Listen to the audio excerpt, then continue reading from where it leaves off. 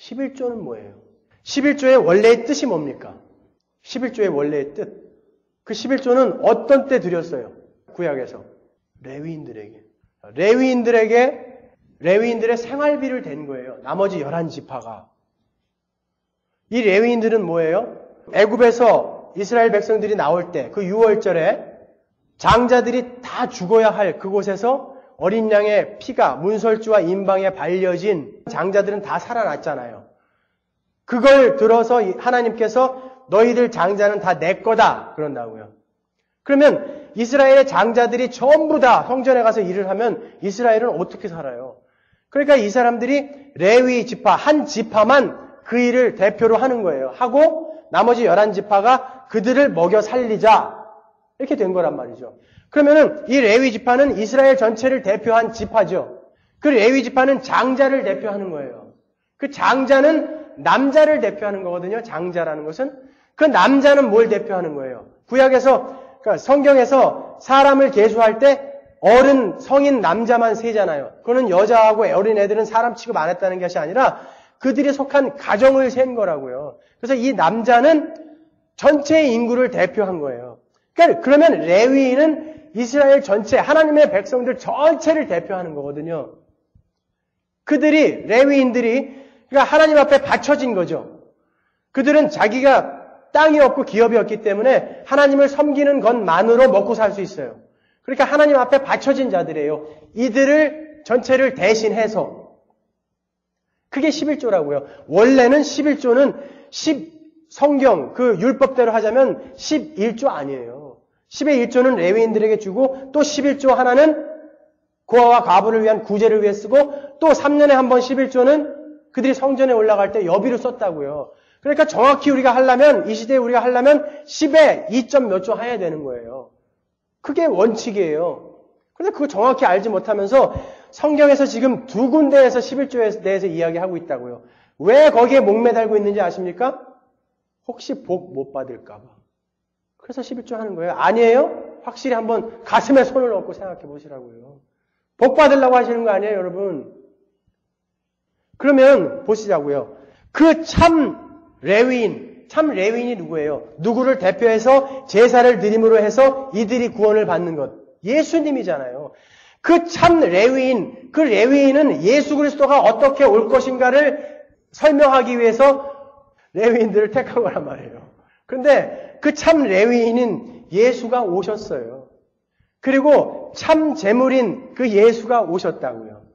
참 레위인인 예수가 오시고 그가 참 제물이 되어셔서 하나님 앞에 온전히 바쳐졌단 말이에요. 그러면 이제 11조가 필요합니까? 레위인이 있어요? 지금 이 시대에?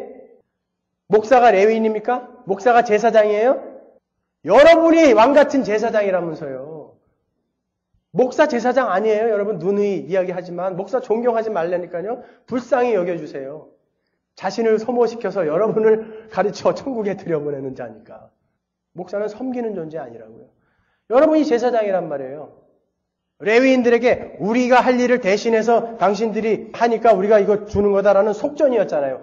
그 참 속전이 오셔서 하나님 앞에 다 바쳐졌잖아요. 속전이. 다 바쳐졌다고요. 그러면 이제 없는 거예요. 필요 없는 거예요. 그거는. 또 한 가지 지금 오해할 수 있는 구절이 누가복음에 있다고요. 11장 40절에.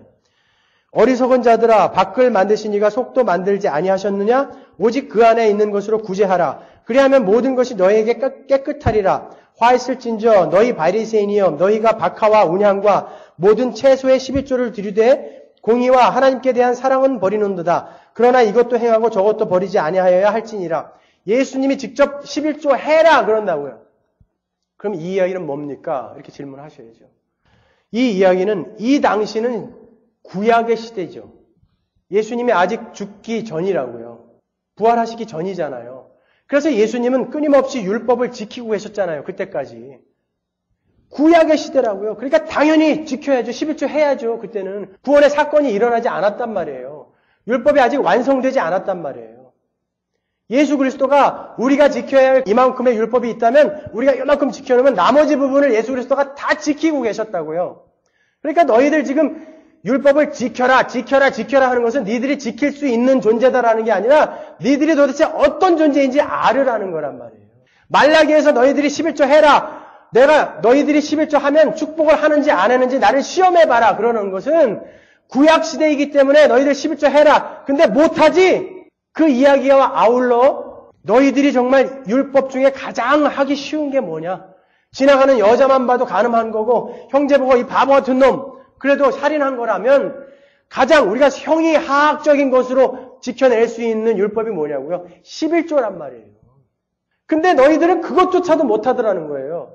겨우 가지고 온다는 게 저는 것, 못 쓰는 것, 집에서 못 쓰는 이런 거 갖고 와갖고 나 11조 했소 라고 이야기한다라고 하나님이 이야기하시잖아요. 그러면서 이 나쁜 놈들아 그게 11조냐?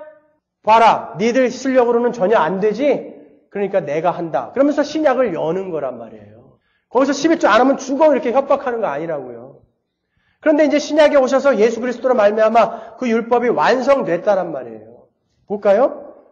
마태복음 5장 17절 보십시오. 내가 율법이나 선지자나 폐하러 온 줄로 생각지 말라. 폐하러 온 것이 아니요 완전케 하려 함이로다. 진실로 진실로 너희에게 이르노니 천지가 없어지기 전에는 율법의 1.1획이라도 반드시 없어지지 아니하고 다 이루리라. 율법을 예수님이 완전케 하려 오셨다고 그러죠. 그런데 조금 남기고 가신 거예요? 아직 완성 못 하셨나요? 완성하시고 가셨잖아요. 근데 왜 여러분 유독히 그 11조에만 묶여 있냐고요. 그 11조 하려거든 매주 주일날 올 때 양 한 마리씩 끌고 오세요. 왜 안 끌고 오세요? 다른 율법은 왜 하나도 안 지키냐 말이에요. 그래 조금 일찍 오세요. 그걸 원래는 제가 각을 떠야 할 시간이 필요하니까. 네? 왜 그리고 제사 안 지내냐고요 가서. 그 율법은 하나도 무시하면서 자기의 축복과 관련이 되어 있는 11조에는 묶여 있단 말이에요. 그러면 11조 하지 말라는 거냐?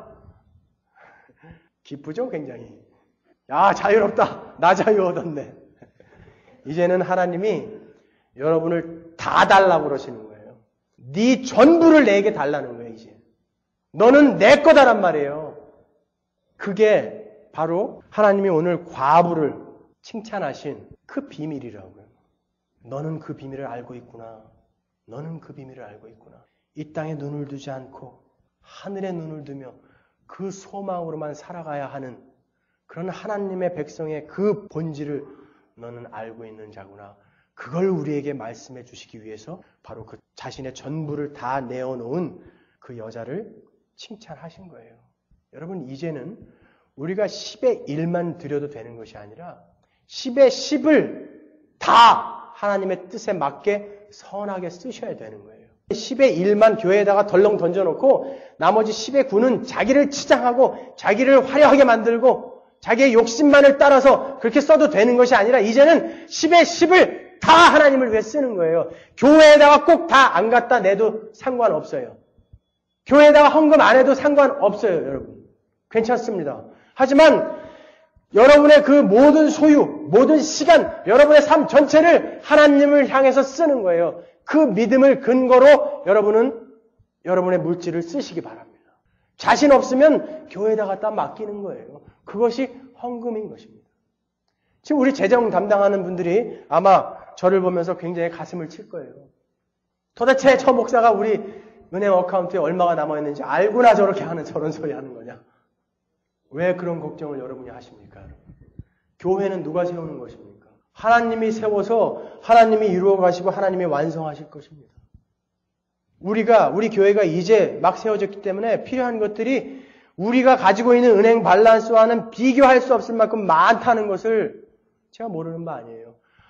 에어컨 못 사요? 부채 들고 다니자고요. 전기세 못 내서 쫓겨나면 흩어지자고요. 여러분 왜 교회가 꼭 생기면 크게 사람이 많아지고 부흥하고 돈이 재정이 많아지고 그래야만 하나님이 축복하시는 교회라고 생각하십니까? 그러면은 캐톨릭에 가세요. 14억이에요 거기는. 아니면 문씨 아저씨를 쫓아가든지가 거기는 교주 중에 최고 부자 아니에요. 그 옆에 있으면 어떻게 떡고물이라도 떨어질 줄 알아요? 그게 축복이에요? 아니에요. 하나님은 하나님의 뜻을 이루기 위해서 우리를 흩으실지도 몰라요. 잘 배웠으니까 이제 흩어져서 너희들이 속해 있는 곳에서 하나님의 복음을 바로 좀 전해다오. 그러면 언젠가 우리 흩어지면 되는 거예요. 여러분이 여러분의 돈을 내가지고 이 교회 운영해 나간다고 생각하지 마세요. 교회는 하나님이 끌고 가는 거예요. 헌금은 자기의 신앙 고백으로 드리는 거예요. 버리는 연습하는 거예요. 하나님, 내가 이 땅에서 이건 목적으로 두고 살고 있지 않습니다. 그러면서 버려보는 거예요. 많이들 버리세요. 버리려면. 버려보는 거예요. 그래서 아직도 아까워요? 그러면 헌금할 준비되어 있는 분 아니에요. 그러면 하지 마세요. 기다리세요. 먼저 하나님께 매달리십시오. 하나님, 내 안에 헌금을 할 수 있는 이 믿음이라는 근거가 생기게 해주십시오. 예수 그리스도를 알게 해주십시오. 내가 이렇게 봉사하고 시간을 내어서 교회에 와서 헌신할 수 있는 그러한 믿음부터 나에게 주십시오로 가시란 말이에요. 아니 어떻게 우리 청년들이 말이죠. 새벽에 나와갖고 우리 어른들 대접하기 위해서 닭죽 끓여오고 스프 끓여오고 빵 사오고 그러냐고요. 자기들 당장 한 끼 걱정을 해야 할 우리 청년들이 말이에요. 학생들이. 자기 아파트에다가 디파짓할 돈이 없어가지고 가스도 못 켜고 있는 애들이 어떻게 어른들 걱정을 먼저 해주냐고요. 어른들 와가지고 먹을 음식 없는데 그냥 가시면은 좀 섭섭해 하실까봐. 그러한 신앙이 근거가 되어 있는 사람들이라 그런 거예요. 내가 가진 것, 이것 가지고 내 형제와 자매를 섬길 수 있는 실력자가 되시란 말이에요. 그런 실력자가 되었을 때 주님 앞에 내 전부를 드릴 수 있는 그 행위가 바로 헌금인 것입니다. 그 전에는 하지 마세요. 그 전에는 예수가 누구인지 아는데 더욱더 노력하십시오. 거기에 더욱더 힘쓰시란 말입니다. 헌금은 우리의 신앙 고백